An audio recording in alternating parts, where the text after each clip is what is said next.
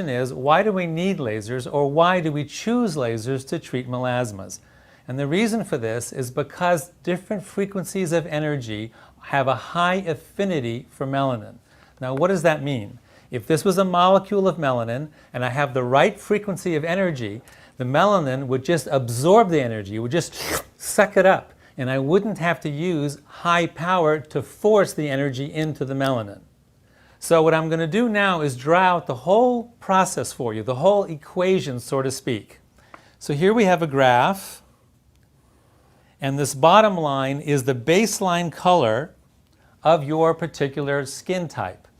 And over here we have melanin. So this reflects the amount of melanin in your skin. So this is your baseline, your basic color of your skin, the color that you want it to be. And over here is the measure of where your melasma is, the amount of melanin in your melasma. So we will treat your melasma right here with a particular frequency of energy that has a very high affinity to the melanin. And because of the fact that it has a very high affinity, we can use really low power. Again, we don't have to force energy in. The melanin is just going to absorb it. Now, why is that important? For two reasons, two critical reasons. Number one, because we're using low power of energy, we don't risk stimulating the melanocytes.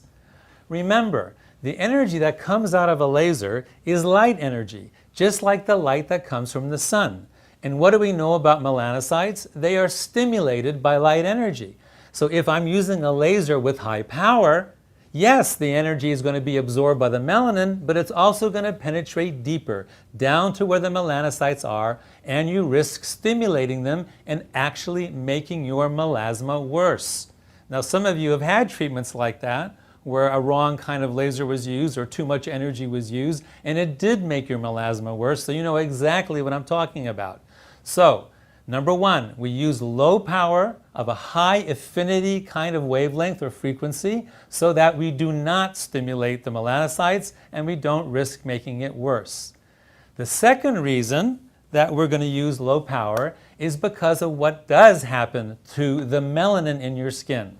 So here is melanin in your stratus corneum, in that dead layer of the skin, and melanin in your epidermis. The energy is going to go into the melanin. It's not going to be high enough to poof, vaporize it, but just enough energy to essentially cook the melanin a little bit. It's going to change its molecular structure. So here's a molecule of melanin, the energy goes in, and boom, we've changed the molecular structure. So then what happens? You walked into the clinic with a whole bunch of melanin in your skin, and you're going to walk out of the clinic with the same melanin that you came in with, except a whole bunch of it is now altered. Its molecular structure has been changed. And what happens now?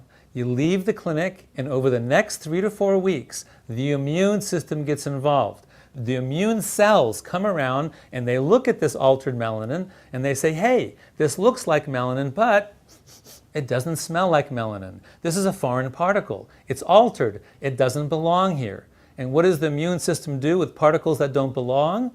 Little immune cells come out like little Pac-Men and they chew it up. They dissolve it away. And over the next 3 to 4 weeks, you'll see that your melasma fades away, fades away, fades away.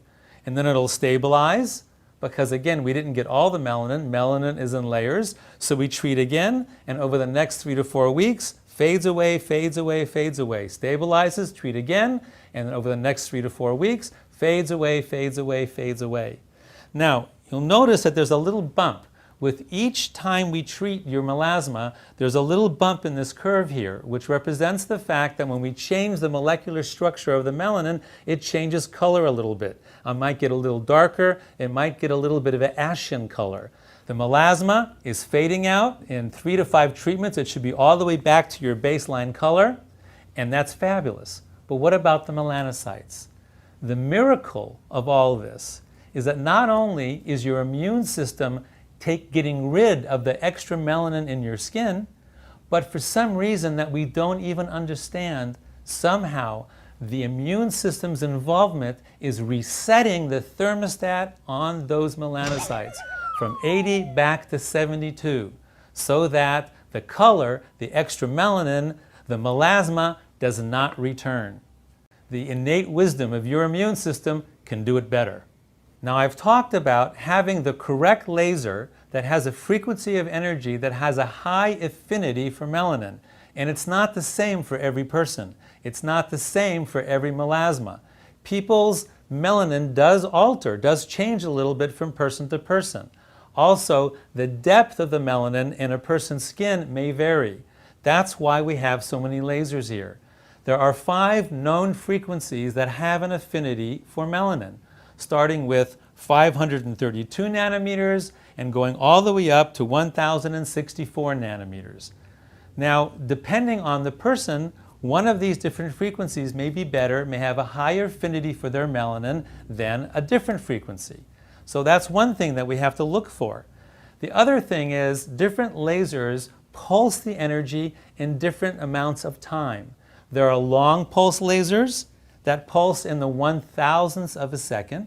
Let me stop here for a minute. Some of you are thinking a long pulse is measured in 1,000th of a second. 1,000th of a second is an impossibly short period of time. But in the world of physics, an 1,000th of a second is actually a long period of time. So yes, there are lasers in this room that pulse the energy in about 1,000th of a second or 2,000ths of a second, short pulses like that. But there are also lasers that are called Q-switch lasers that pulse the energy in 1,000,000th of a second, and they interact differently with melanin. And there are also lasers called pico lasers that pulse the energy in the 1,000,000,000th of a second. Each one of these interacts differently with melanin. So we have 5 different frequencies of energy and 3 different pulse durations or pulse lengths, which means we have 15 different types of lasers that might be the right frequency for your specific melasma. And believe it or not, for some people, it's a combination of lasers that we have to do to get the skin to respond its best in removing your own melasma. How do we know which is which? Some patients, we actually have to do some test spots. We will test different frequencies and different combinations of frequencies, give your skin a few days to respond, let your immune system get involved, and we see and we assess what your skin is doing before we actually write a protocol. This is a critically important part of treating anyone, actually for any kind of medical treatment, that you customize the protocol for that particular patient's physiology. So we take the time to do that on many of our patients in order to get the very best response and to clear your melasma the most efficiently and effectively and also cost effectively.